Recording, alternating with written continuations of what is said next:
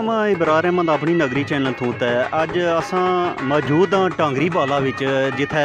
अज ऊँठां दा मुकाबला हो रहा वजन च आसन ऊँट ते इसने च एक ऊँट है जिस तकरीबन 36 मन और 10 किलो वजन च आया ते ये ऊँट रखे है जनाब चौधरी कासम जिसी काशी आने ते इसने असल जेडे मालक न उन्होंने नाम जनाब चौधरी इब्राहिम जेडे फ्राम यूके विच न ते अज इस मुकाबले में तुसां की वीडियो दसने इसी तको लाइक करो सब्सक्राइब करो शेयर करो ते अच्छो तुसां की मुकाबला दसने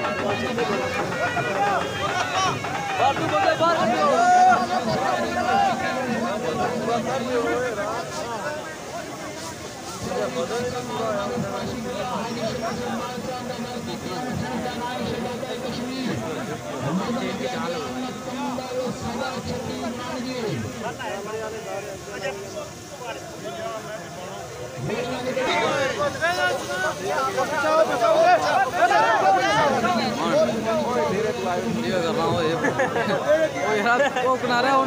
जनाब इस साइड हो जाओ अरे रास्ते में लगे हुए हैं चौधरी साहब कैमरामैन है